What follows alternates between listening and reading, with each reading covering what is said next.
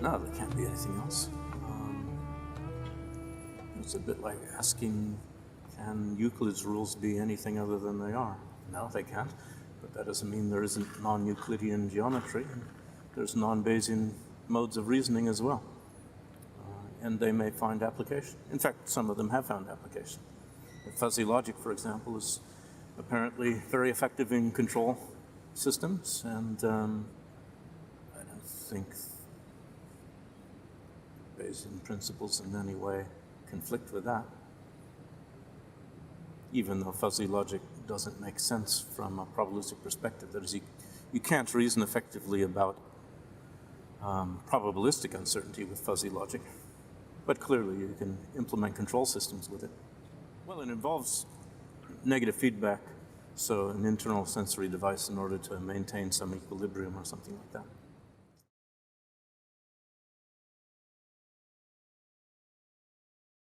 The priors, that's of course a big problematic and controversial area. Bayesian principles don't establish what the priors ought to be. That's why somebody like Bruno De Finetti can say that any coherent priors are fine by him. They may be fine by him, but that doesn't mean they're fine by the rest of us. So the creationist priors, which give a zero probability to evolution theory, I think they're wrong. I have no truck with them. So how to rule them out? How to establish what the priors ought to be? Yeah, the answer to that is really not obvious. That's why it is controversial, I suppose. In my PhD dissertation, I did look at the problem, and I came up with a kind of ordering, preference ordering for sources for priors, with the bottom, the least preferential, being a uniform distribution or maximum entropy. And the reason I find that most problematic, or least desirable, is that the relativity to the language scheme in which you describe your hypotheses is really, really stark. I mean, you can take a hypothesis space described in one way and simply rescale, and you get completely different answers. And that doesn't make a lot of intuitive sense why that should happen. So basically, I think we should look everywhere else first before we resort to ridiculous methods like max entropy. If you have nowhere else to go, then okay, fine, you're stuck. You go with max entropy. But first I'd look at frequencies, objective sampled frequencies in the real world, as a basis for prior probability distribution prior to gathering specific evidence about the truth or falsity of a hypothesis.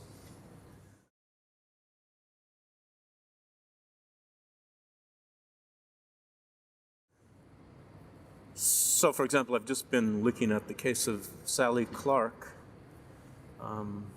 pretty well discussed, I guess, in the statistical community over the past 10 years. She was a solicitor who was found guilty of murdering her children because her first two children died of SIDS. And the low probability of one child dying of SIDS was claimed to require, in her case, a squaring, which resulted in a prior probability of such an event of 1 in 73 million. And the prosecution argued that therefore she was guilty.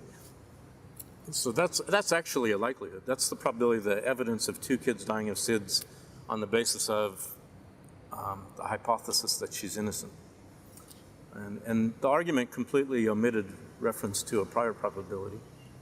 So for a prior probability, what I just did this last weekend in trying to come up with a crude prior probability was look at the frequency of mothers killing their children. That was reported in the United States as 100 a year. That's not a great prior probability to start from for a number of reasons. One is it's the United States instead of the UK. The murder rate in the UK is much lower. Another is it's killing any children, not killing children in a way that looks like SIDS. In particular, not killing 1-year-old or younger children. So in many ways, it's an overestimate. But anyway, you can massage that number and get to a more reasonable number, plug that into Bayes' theorem, get something better than the 1 in 73 million for the likelihood, which assumes the independence of two SIDS deaths, which is false. Get a better number than that, plug that in. I did that, and I came up with a probability of guilt just on the basis of the apparent SIDS deaths of 0.86. She was found guilty, by the way. She was found guilty on the basis of that argument without the priors, and only eventually found innocent when it turned out that the prosecution had suppressed relevant evidence. But anyway, the statisticians, including my friend Phil David, were outraged at this because here we had operating in a court, in the minds of judges and jurors and the prosecution, incredibly flawed reasoning, took no account of priors, no respect for Bayesian principles or much of anything, and led to a conviction based on that. It was almost entirely based on that sort of evidence. So that's a huge miscarriage of justice and reflects a pervasive ignorance of statistical thinking that I would like to help to correct, especially in the courts, but pretty much everywhere. Anyway, so where do priors come from? In that particular case, I think the best we could do is sample surveys of prison populations in the United States led to this number 100, et cetera, and various sorts of mechanisms lead to a plausible, if not very good, a crude, but better than nothing, prior probability for such cases in the UK. So that's what I did. The prosecution approach of using likelihood reasoning alone is equivalent to giving innocence and guilt the same probability, which a lot of orthodox statistics is, and it's completely wrong-headed.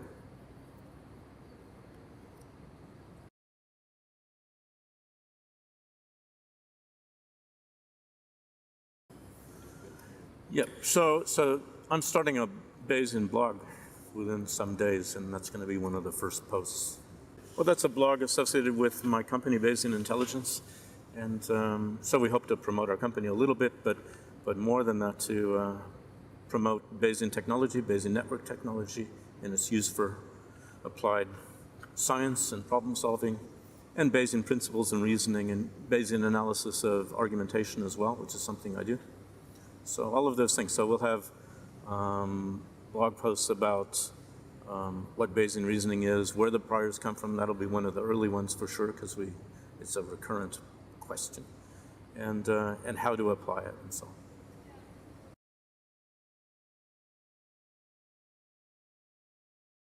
Bayesian principles do not tell you where or what priors ought to be. Another thing they don't tell you, another limit to Bayesian reasoning, is how probability distributions ought to change. In particular, conditionalization is the general rule for updating your probability distributions from evidence. But there are circumstances well known in the philosophical literature where the evidence indicates that your conditional probabilities are simply wrong and need to be changed. And there's nothing in Bayesianism that can tell you how to change that. You simply have to adopt new conditional probabilities and move on. So there have to be non-Bayesian rules or principles or ideas for dealing with those sorts of scenarios.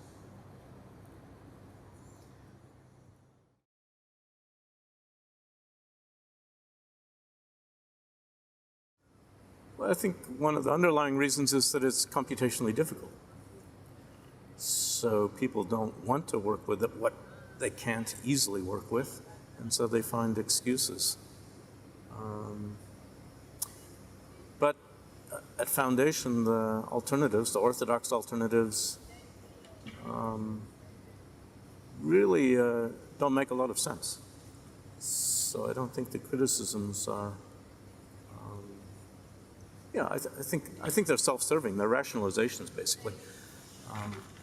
People develop techniques, orthodox techniques, which work in most cases, as rules of thumb or heuristics tend to do, naturally enough. And there are borderline cases where they begin to break down, and then there are farther out cases where they definitely break down. And rather than deal with that, they come up with rationalizations for criticizing those who do want to deal with it. So I think the answer is basically sociological.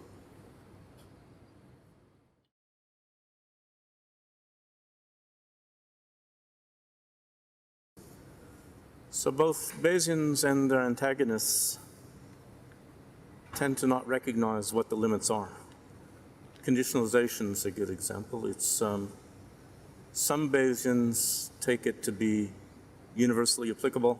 They never recognize cases where the conditional probabilities have been demonstrated to be faulty and need replacement. But if you recognize that there are limits to what Bayesianism can provide for you, the priors, the conditional probabilities, which is really something that comes out of the priors, in fact. If you recognize that Bayesianism can't answer that, then you understand that there's a scope of applicability of Bayesian principle and a need for supplementation. So on the one hand, as a Bayesian, you avoid the extremism of saying that Bayesianism can answer all of your problems. It can't. And on the other side, the anti-Bayesians, they tend to point out the difficulties in the limits of Bayesianism and assume that therefore, or infer that therefore, Bayesianism is inapplicable altogether because it's not applicable everywhere. So it's this natural human tendency to see everything as black and white, to move to an extreme position for criticizing that leads to a misunderstanding of Bayesianism and its role in scientific method.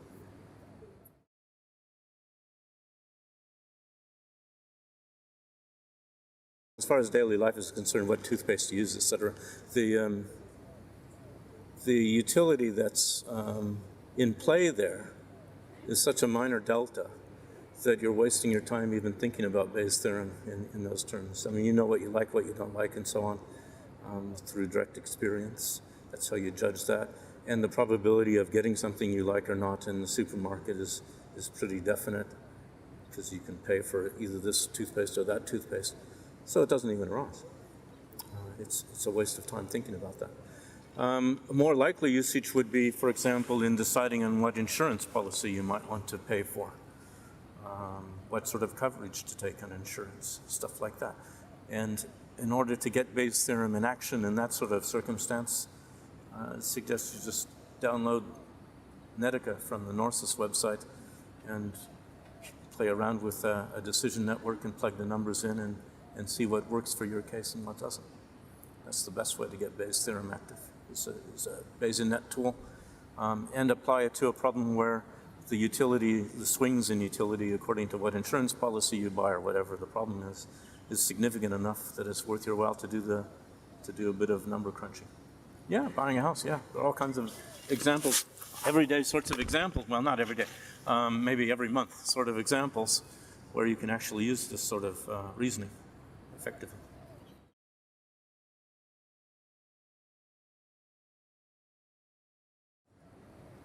Why should we care about artificial intelligence?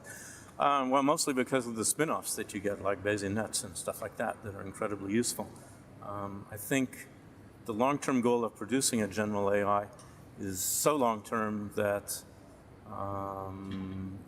it's unlikely to provide serious motivation to yearly efforts or project decisions or whatever. I think that's a very long-term issue. I think the optimists like Kurzweil really have it wrong. Talking about things like dendral, metadendral, stuff like that, which can be helpful in some scientific research. Certainly there are programs like that. There are some which have been claimed to be creative.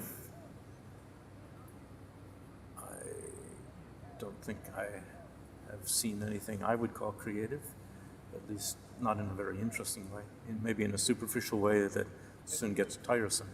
Like Ractor was a program that generates natural language, and it did so in a way that was surprising initially. When you first interact with Ractor, then the sentences it comes up with sound almost poetic, and then after a while they get tiresome and repetitious. Eurisco was said to be a creative program, but then I've heard doubts expressed about the reality of its achievements. So basically, I think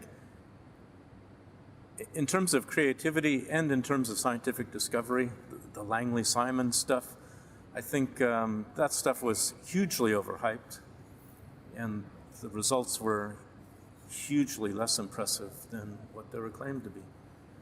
In particular, the Langley-Simon stuff, yeah, they discovered some really simple-minded so-called scientific laws like Kepler's laws and so on, but only when the data that was provided to them was cleaned up, there was no noise and everything. You know, basically, the program was set in a certain direction and it rolled a few feet forward. I think it's nothing like real scientific discovery. And it all has a long, long way to go. The idea of building tools that are actually useful to practicing scientists, that was realized some time ago. Bayesian nets are an example of that. Of course, ordinary HP calculator is an example of that as well. Slide rules are even an example of that for an analog computer. So computers have been useful to scientists for a long time, and they've been getting more and more useful, and that's going to continue. Hopefully. I think there are many creative processes. And I'm sure that all of them ultimately can be turned into algorithms, and over time some of them will be. I'm fairly confident. I think the singularity is a potential. As I said, I think it's a long ways off, but that doesn't mean it's not worth thinking about. Basically, in Bayesian theory, right, you want to think about expected utility. The expectation part of the singularity for the near or medium term is fairly low. For the long term, it's higher. But the utility delta, what the singularity would mean for human society, is huge, absolutely huge, either positive or negative. So very much it's worth thinking about. Yeah, well, basically the question is, how do we raise consciousness or something like that? So I think your singularity summits are one thing to do. Trying to get academics and politicians to address the issue is worthwhile. No doubt most of them will pay no attention to you, but some of them will pay attention, and snowballs start out small. So yeah, it could be some philanthropists like the MacArthur Fellowship Program in the US start something like that and get people engaged in serious research and thinking on the subject that way. Given the delta utility, even a small probability makes for an impact on expected utility. So I agree that, I wouldn't say that working on the singularity and what to do about an artificial intelligence that's of that level. I wouldn't say that that's urgent exactly. It's not as urgent as climate change, for example.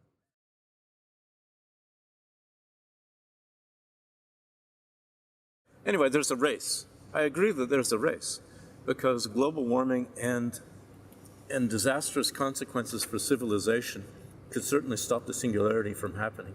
Basically, I think global warming has a huge lead in terms of impacting on civilization, a huge lead on the singularity, and isn't likely to give it up. So global warming is urgent. It's maybe beyond urgent. I think from what I read as a non-expert, it seems to me that we're beyond the point where we can prevent really serious consequences. Maybe we're not beyond the point where we can prevent disastrous consequences, but still they're going to be serious. So that's urgent. We should be addressing that. We should especially be addressing the political influence of denialists and trying to put a stop to that.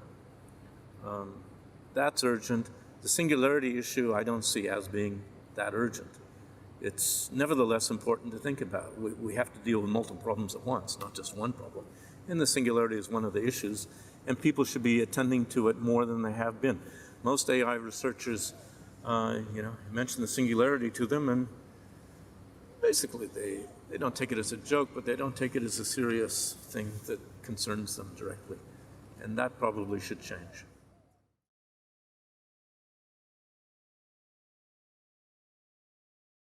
Yeah, well, I think global warming is the biggest looming limit to growth. I mean, it's combined with resource limits, of course, because we're burning them up in order to produce global warming. But limits to growth. The biggest limit to growth in the Rome Society, Club of Rome study, I think was pollution, actually. Whatever you did with their models, you get this, by mid-21st century, you get this incredible upswing in pollution. And, back in the 60s, people thought that meant things like generic air pollution, inability to breathe and stuff. But CO2 is effectively a pollutant, and it doesn't look like we're going to be able to break that effectively enough.